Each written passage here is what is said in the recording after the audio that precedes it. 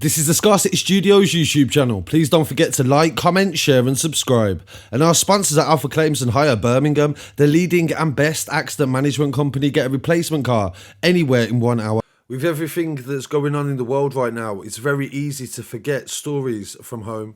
And also the stories that I've been covering for over a year. Sabina Nessa, 28 years old, a teacher, was killed in Cator Park on Kidbrooke Park Road in southeast London on September the 18th last year. I covered the story on the channel from the moment she went missing. Her body wasn't found for 24 hours, but due to the recent murder of Sarah Everard, there was a massive police response to her death. Sadly, a dog walker found her the day after she went missing near the OneSpace community centre inside the park. Police officers were called at 5:32 and her body lay undiscovered for over 24 hours. She was later identified as the primary school teacher, and it was determined via CCTV that she left the house at 8:30 to go and meet a friend in town that was only a 5-minute walk away. Police straight away went for CCTV footage, and they found the man that they wanted to identify very soon. And this is what really disturbs me with this story. I seen very little effort with him trying to actively get away with the crime. They say that he was premeditated,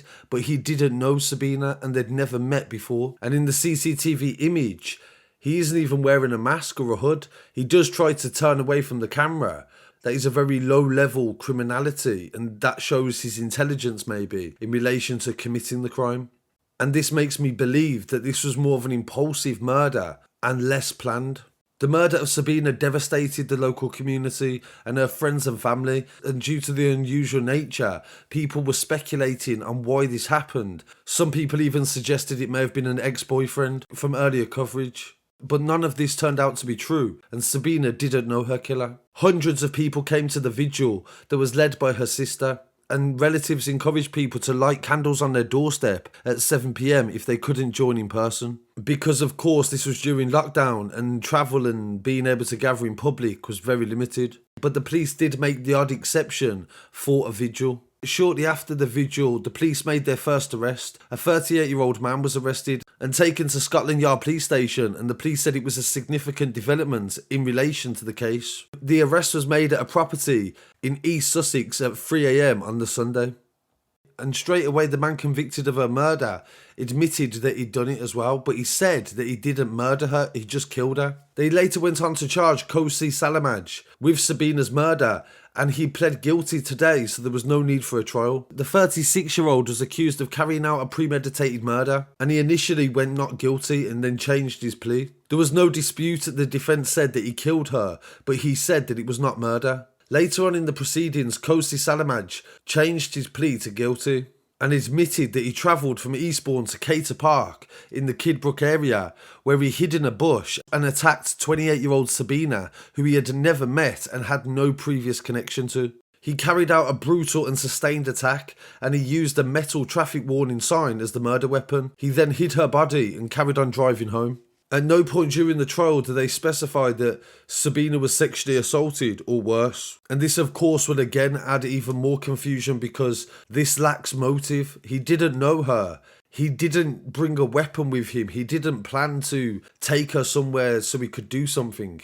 He just attacked her with something that was very nearby and made little to no effort to conceal his actions, even arriving and leaving in his own car, which is what made it so easy for the police to have tracked him shortly after. This makes me believe even more that he just acted on impulse, very similar to Wayne Couzens when he seen Sarah Everard in the middle of the street and he couldn't believe his luck. He knew that he had the power to be able to overpower her and put her in the car, even though there was CCTV around and probably witnesses. But in that moment, Wayne Couzens, similar to how I believe Kosi did, they did not care. They just had this impulse to be able to take what they thought they deserved. DCI Neil John, who led the investigation, said that the murder was senseless and her life was cut short for no reason. She had so much to look forward to, and her friends and family's lives have been turned upside down, and my thoughts remain with them. I can never imagine what she went through that night, and her family are truly remarkable that they've came to court and also supported the investigation. The detective went on to say that the forensic teams helped to gather vital evidence, and they also trawled through hours of CCTV in order to be able to gather enough evidence to prove that Kosi was guilty of the crime.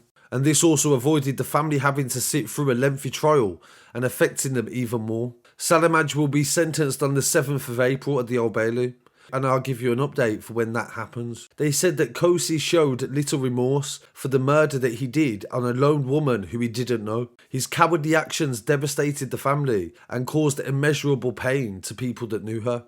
The Metropolitan Police received a lot of criticism for the way that women don't feel safe on the streets of London, and they've done a lot, they say, to be able to try to counteract that. They've made several different actions and recommendations over the past 18 months, and the first one is that they've established the Predatory Offenders Unit, which operates in London to arrest and charge those that carry out violence, domestic and sexual. And they've arrested since 2020 2,500 suspects, and half of them were domestic related. They said that they're recruiting 650 new officers to patrol the town centres and also to help at night times in the local estates. They've also recently set up a walk and talk scheme where people that feel they are making their way home and they feel scared, they can ring a number and be able to talk to somebody and also track their movements. They're also working closely with the hospitality sector to try to raise awareness in relation to spotting women that may be in danger. And they've also asked the public to try to do their best to spot signs of people that are in an area they shouldn't be, doing something that raises suspicion. It's very similar to the Bieber and Nicole case. Some stories you don't get the answers that you want. Some cases don't have the motives fully written out as simply as we'd like. And this is the complexity of human nature as well. Some people I genuinely believe are just evil. So my condolences to the family of Sabina, and thank you to everybody that has followed this story for the past year and all of the support on the social media networks. Please don't forget to follow me online as well at Scarcity Studios on Instagram, TikTok, Twitter and Facebook. And I'll be back again very shortly with some more news. Peace.